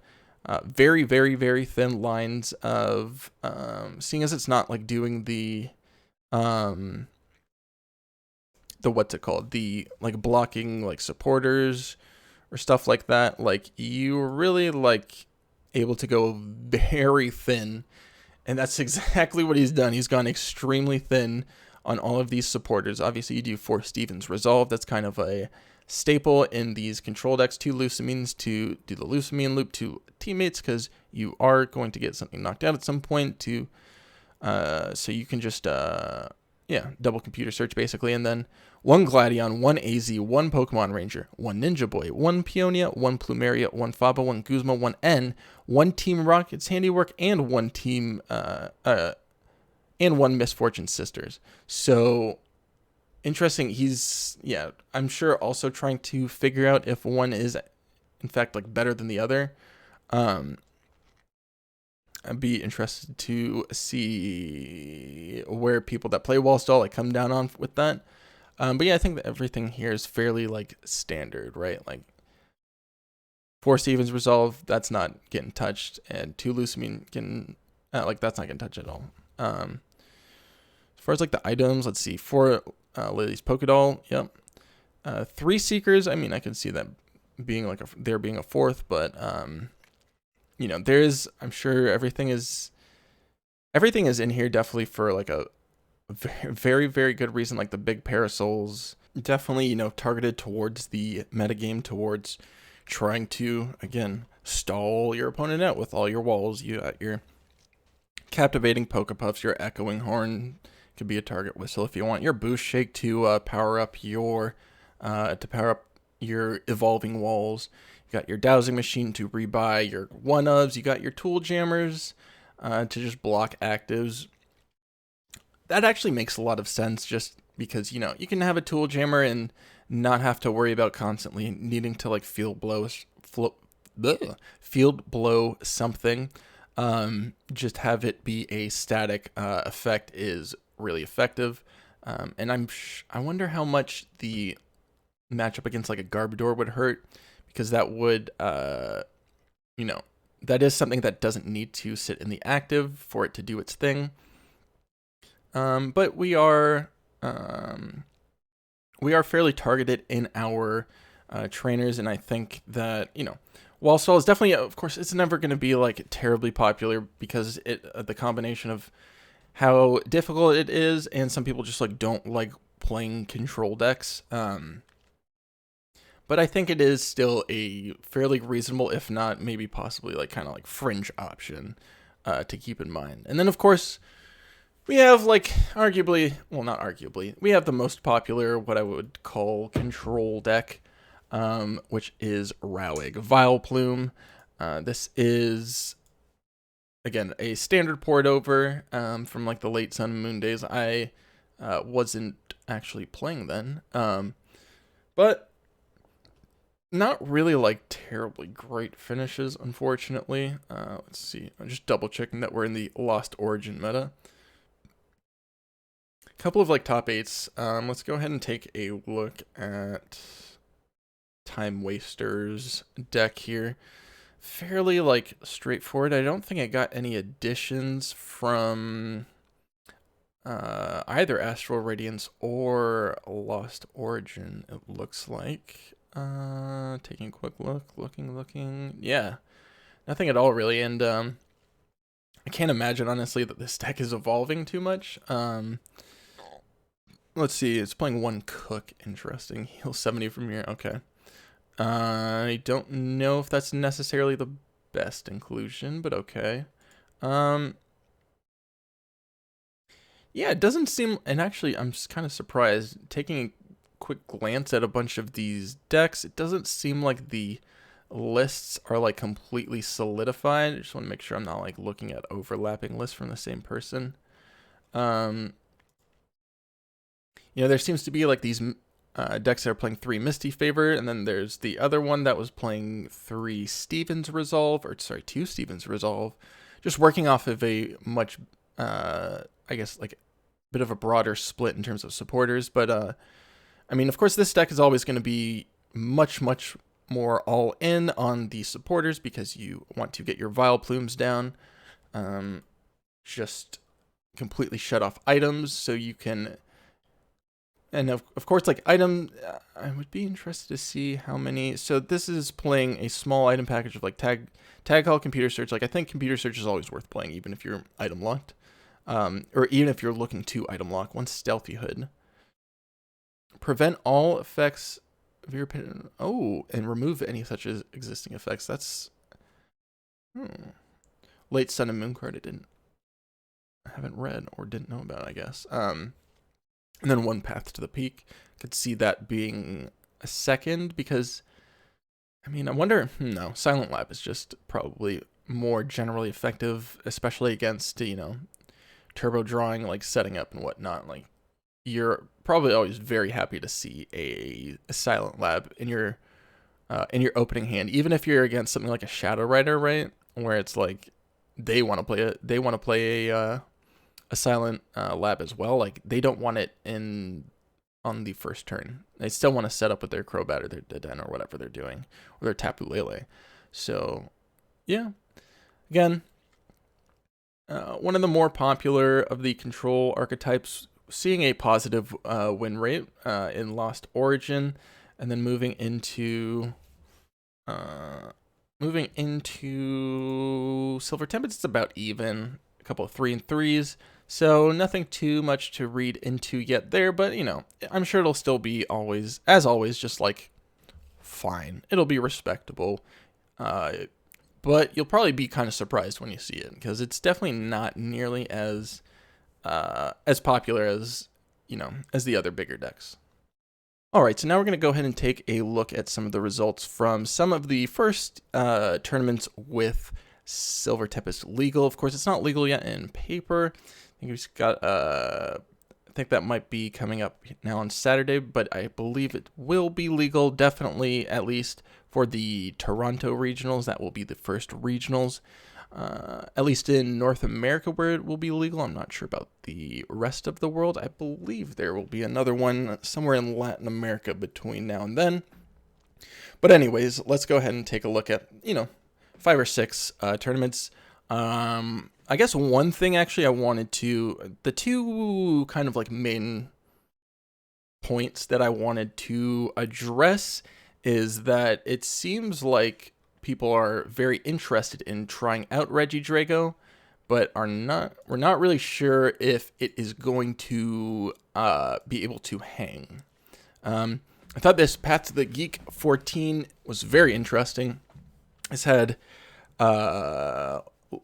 Silver Tempest legal, and you'll see we have actually a Giratina VSTAR doing pretty well here. I don't know why that's classified under other. Oh wow, and a Rotom V. Interesting. That is not one you expect to see. Wow, that's spicy. So, in terms of its tools, it's playing 4 Tool Jammer, 4 Floatstone, 4 Air Balloon, 2 Fighting Fury Belt, 1 Big Charm. Wow. That's, I mean, I don't know if it really has like the legs to hang, but like that is an incredibly cool deck. And then yeah, of course 4 Battle Compressors to put them all into the bin.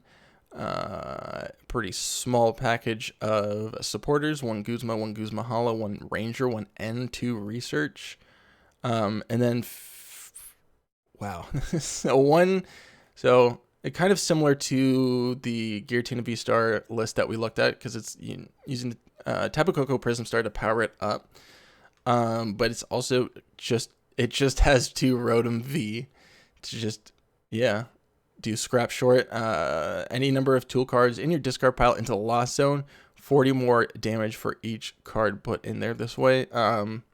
That's some pretty cool synergy. I honestly have no idea what to think of that, but it is very cool. I'm definitely interested to see where Fuji system goes with that in the future. I see Lou, whose deck we also took a look at, is also placed well with Hisuian Zoroark, as well as Noil as well. So a 3rd and 4th place for Zoroark. That's pretty solid, of course. Losing to the top dog Shadow Rider Calyrex. See if there's anything different here. This one has the Trevenant Dust Noir included. I've seen some decks, decks seem to be floating in between including that and not. But this one is also playing Scoop Up Cyclone. Scoop Up Cyclone seems to be, it's becoming like the preferred, Scoop Up Cyclone is actually becoming almost like the preferred A-spec, like next to Computer Search. Like, I would say it seems to have passed Dowsing Machine at the very least. And then, wow, we have I'm not sure what you would describe that as, but Kinoida is a Spiritomb deck. That looks incredibly interesting. I'm not sure how to... Okay, so it's like a control, more of a control deck. 2 Remoraid Octillery. Oh, interesting. And then a Jirachi EX. I wonder why it's playing that instead of a Lele. Oh, for level ball reasons, that would be why. That's very cool. I'm kind of interested in that, but excuse me. Whoa, that one just broke my brain. 4 Trumbeak, 4 Sableye, 1 Shaman Prism Star. There's definitely something I'm missing here, because those are item cards, put them into your hand. Okay, almost. Oh, that is the only supporter. Holy moly. Whoa, that is spicy beyond belief. Good God. So you're just Trumbeaking and then, oh, you have 4 BS Seekers, okay. 4 random receivers because, I mean, you only have 1. Oh, sorry, there's 1 Ranger. Okay. Wow, that is a deck. That is a deck of cards. Okay, so it is, okay. My brain is starting to wrap itself around. So it's trying to Lost Zone a bunch of stuff and then Sableye.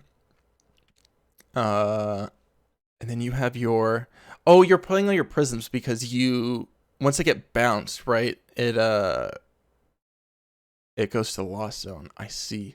That is incredibly dank, but pretty cool. So yeah, interesting results here, but we'll notice, like, Zoroark getting 2 finishes is not bad. Shadow Rider was fairly dominant in this tournament, and then we have an Ultra Necrozma Garbodor. We have a Chiron Palkia, which we chatted about earlier, doing pretty well, and a Gigas deck. And, oh, RowEgg coming in 3 of 3, squeaking out a top 8. Let's see, what else do we have? Ah, yes, here we go. This is what I wanted to address. I believe there are 2 finishes in the top 8 with Regidrago, which is pretty good. So a 3rd and 6th place. Of course, it is going to have like a little more visibility, right? Because it is the new deck. People are going to want to always play the new deck. However, people do need to get the cards. So I would say, like, I imagine those things kind of like cancel each other out or balance each other out. But let's go ahead and take a look at the Regidrago list, because I think it'll be interesting to see whether Regidrago can actually like hang in expanded past the initial wave of it being new and people wanting to play it, etc., etc. This is fairly close to, oh no, it's not. So the list that we played was playing 3 attackers. It had a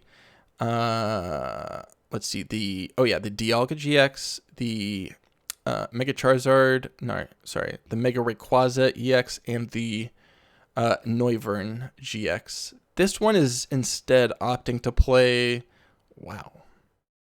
So it's including Radiant Charizard. I think that makes a lot of sense, seeing as you can just kind of go into one energy type. You don't need to do the Grass Fire split that we did, the 2-2. So I really like that. That's a good idea. So you can reliably set up Radiant Charizard, 1 Execute to discard less stuff, 1 DNC and 1 Tapu Lele. The DNC helps you kind of like Zoroark. Like, it's actually, you have a very good attacker that can potentially reach very high damage, but you have to evolve him. And I mean, especially with this deck, like, you're not going to Wally. And it's kind of similar to like Giratina V2, right? Because it's like a 2 attachment, really a 3 attachment, but actually 2 because double Dragon Energy exists. Very high damage and a pretty not good like Wally target because of the fact that it takes 2 attachments. But I was like, the flexibility of Regidrago VSTAR. Like, I see this player's included 1 Giratina EX, which is very good, doing the whole, like the Whimsicott thing, blocking tools, special energies, and stadiums. Are you kidding me? Yes. Of course, that is only 100 damage, but, you know, like, this 4 energy would be horrific nowadays, but doing it for 3 on Regidrago, which also has the option of doing it, you know, attacking with, like, Mega Rayquaza, like we had in our deck, like, oh, so good. I will say, like, somebody also commented saying, like, prefer, like, a Mega Charizard EX. I don't. I would prefer to run Mega Rayquaza over Mega Charizard. I think the downside of discarding the top 5 cards of your deck is much bigger than discarding 2 energy. Because it's, again, similar. I think I said this in the video. Similar to Giratina in that you are getting rid of 2 energy. Of course, you're not lost owning 2 energy. You could special charge them back. However, I don't know how many decks are actually running special charge because I don't really think it's necessary. But discarding the top 5 cards of your deck is a real downside. And if things grind out into the late game, that could be very problematic in terms of, you know, milling the rest of your deck. So I would prefer to play Mega Rayquaza over Mega Charizard. I would definitely suggest Rayquaza over Charizard. Hisuian Goodra V-Star I think is cool. Being able to, you know, just be a little bit more tanky. And like 200 damage is not great. But the fact that you have these suite of attack options, like we had a game where like we prized our Mega Rayquaza to like a one-shot stuff, but we chained together like Noivern disruption attacks. Now that I'm thinking about it, well, I think there is some merit to playing Noivern over Giratina because the item lock is pretty good. However, I will say being able to do tools, special energy, and stadium in like one card slot is incredibly strong. I'll have to play around with that. But let's see what else. What other sort of attackers? As far as other attackers, we're not too different here. I guess it's really just between your preference in terms of Charizard and Rayquaza, because I don't think the discard thing being like a game losing downside is going to come up like that much, honestly. It will happen sometimes, but like, and not too much. Very, very infrequently. And then, like, I think it will probably be a little more metagame dependent, or maybe a little like dependent on like what the pilot prefers, I guess. Whether you play like Giratina or Noivern. It's going to be much more of a metagame dependent rather than like a pilot preferred thing, right? Because if you're going up against like Turbo Meloetta, right? You are probably going to want something like a Noivern because that can just block the special energies. Obviously it doesn't have like the rest of the downsides, but the combination of being able to block both the special energies, I shouldn't say Turbo Meloetta, seeing as it's accelerating straight from the deck. Like an Arceus deck, I guess. No, it's not a good example, but you get my point. There are metagame considerations to make when deciding between Giratina and Noivern. It might be that you play both, but I don't think so. As far as the rest of the deck, it seems like everything's fairly standard and straightforward. One parallel city is interesting, I guess, just trying to slow down Palkias, although interesting. So you don't really need like a big bench, right? So you could go, I was thinking like you slow down Palkia in terms of giving them a small bench size, but what you could actually do is just make their attacks like less because you're not really developing a large bench. I mean, it's kind of good on both sides. There's benefits to either side. So I see why the parallel city is definitely in here. One Tropical Beach, we got a big spender here. One Tropical Beach is like really only going off on like your first turn, right? Because the rest of your turns you're hopefully attacking. And then one Stormy Mounds. I'd actually probably prefer a second Stormy Mounds over the Tropical Beach. And yeah, I think the one Path to the Peak is okay. I remember, we were playing options with like Garbodor and Floatstone, being able to blow that off with a Field Blower.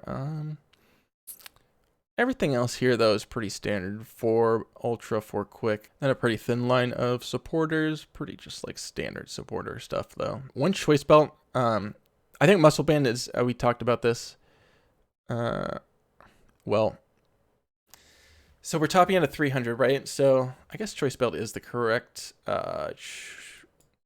correct choice, because what else is going above 300? Nothing else is going above 300 that isn't a VMAX. So yeah, that's a pretty reasonable slot for, like, I definitely think it's a choice belt above a muscle band or anything else, having like thought about it a bit more. The thing is like muscle band, however, if you get your Mega Rayquaza prized, you can chain together like attacks with the Noivern, and then that buffs it up to 140, which is knocking out V-Stars into attacks. So that is something to consider. Again, this was the deck that kind of spiraled this whole conversation between Muscle Band, Choice Belt, and Choice Band that I have probably spent like 5 minutes of this video rambling about, so I will leave it there. But yeah, this deck is, I think I would have to, let me take, oh, so it's not really, it doesn't seem to be like properly in the system. Oh, here's another, so this is a bit closer to what we were playing. It's got the Noivern GX and then a double split. I don't think you need a 3-3. I think 2-2 is fine. I want to see if there is results for Regidrago. Wow. It's still pretty early though, so we can't really read too much into that, but it's still seeing a decent amount of play. Been brought by like 3 players, 1.73%, but 62.5% win rate is pretty solid. Not including, right? Yeah, this is also not including the results that we just took a look at because it's not picking up some of these decks. So yeah, oh yeah, this is much closer to the one that we were playing, or almost exactly it. If not the same 75, or sorry, same 60. It's very interesting. I think this deck has probably got a home and expanded, to be honest with you. I know it seems a bit like glass cannon-y in that like a 2 attachment evolving attacker is pretty rough, but I mean it is, when it is attacking, it has so many options and it's so like devastating and disruptive. So yeah, I'm super into it. I've been having a lot of fun with the deck. We gotta address the other deck, or the other, I guess, archetype to have come from Silver Tempest, which is Lugia Archeops.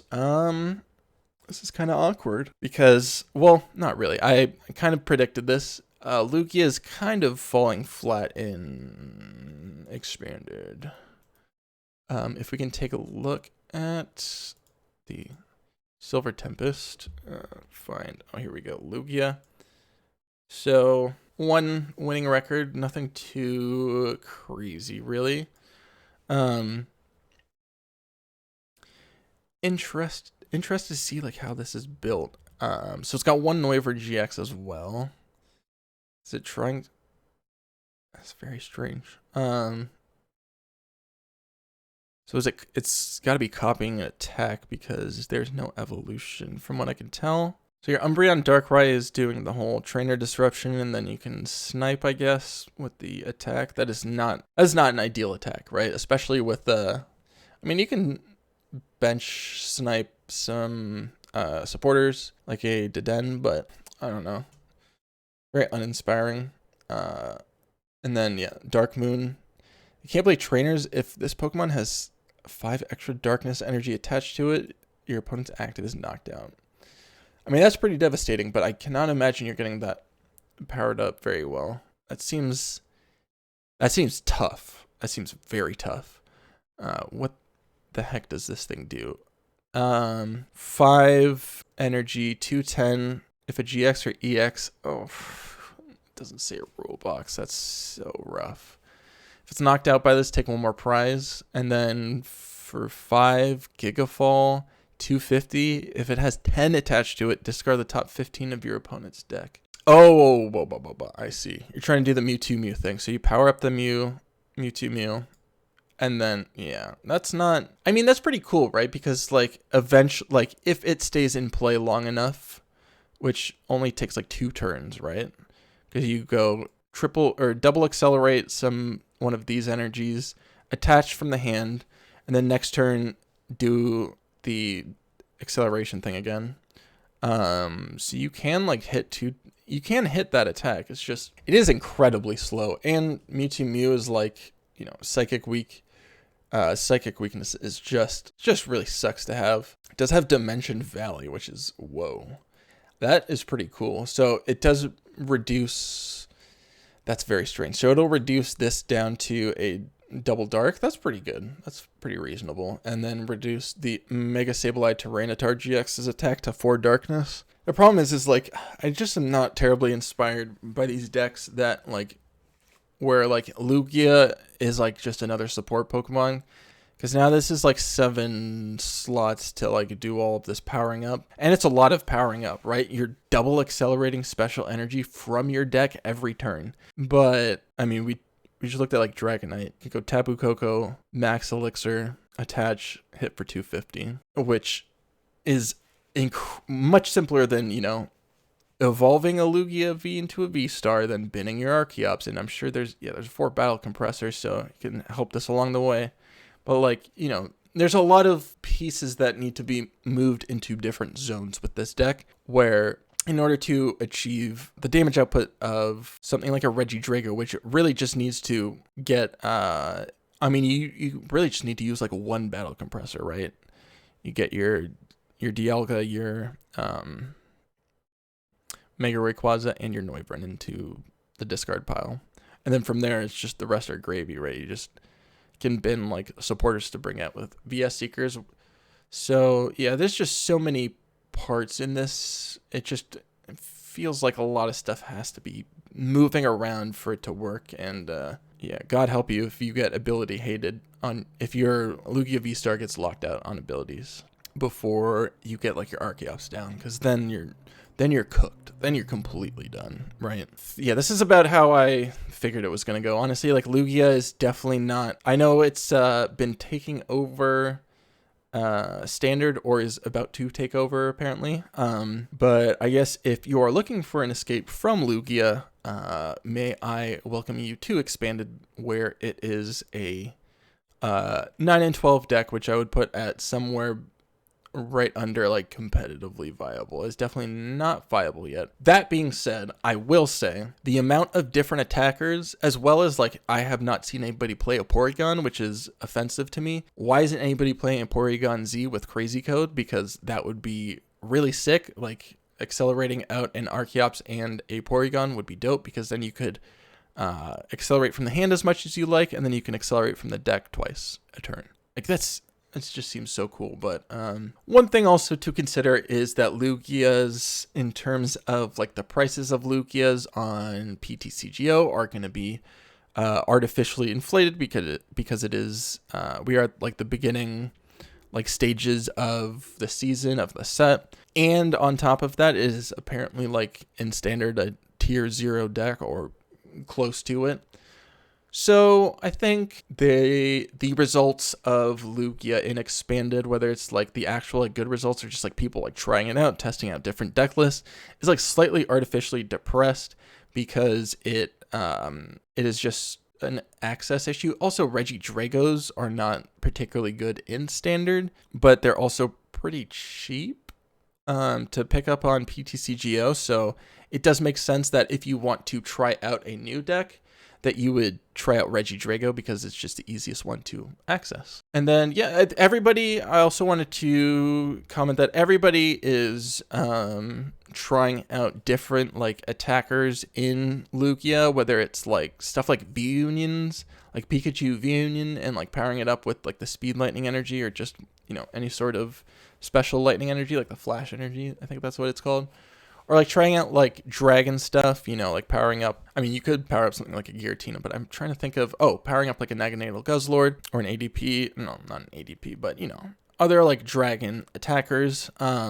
Everybody's, trying out different stuff in terms of attackers, but none of them seem to be really nailing it. Like they're not really quite doing it, whether it's in terms of effects or like damage output. Because the thing is like the thing with Regidrago, right, is it doesn't matter how much the attack costs on the Mega Rayquaza, because it costs 5, but Regidrago just makes it 3, whereas the Lugia archetype is not manipulating the cost of the the energy cost of the attacks, it's able to accelerate, but it's still capped, right? So you kind of hit this weird ceiling where you don't reach in Regidrago. And I think, yeah, Regidrago just has so much flexibility. You know, we took a look at the different things that people are splashing in terms of discard targets. Yeah, I would definitely recommend, if you want to try out Lugia, if you're coming over from Standard and want to give it a try, give like Porygon Z a try and let me know how it goes with like crazy code and stuff, because I think that would be very interesting. But yeah, that's about it for my metagame wrap up. I'm hoping this is not going to be horrifically long, but hopefully people enjoy hearing some kind of like my thoughts and like ramblings of a bunch of like all the notes that I've taken and whatnot, of like, yeah, playing Expanded in Lost Origin. I will say it's a pretty like diverse format. Like in Standard it was pretty diverse, and I think the same was true with Expanded. If you take a look here, like the Shadow Rider was at like a little under an eighth of the metagame share is pretty freaking good. Your most popular deck being an eighth of the metagame share is very, very, very good, I will say. And then it drops off heavily after that to 6.5% with Palkia. And of course, there's a lot of different like Palkia ones, which I don't think they're properly combining. Yeah, they're not combining all of them properly, but that doesn't matter. Moving forward, seeing as I don't think anything's going to have a negative impact, honestly. I think Forest Steel Stone will probably have a generally positive impact. It doesn't buff Shadow Rider Calyrex too much. Like, it's already very strong. I don't think it's going to make it back-breaking. It also helps out random decks like, I don't know, Volcarona, you know, that just play a basic old V and just like, all right, let me attack for like as many fire energies I can discard. Well, now you can have a Forest Steel Stone in there and get a second computer search, because I think that deck's probably playing at least one computer, at least the computer search for their ace spec. But yeah, anything else? Yeah, people are going to still try out Lugia. I think this will be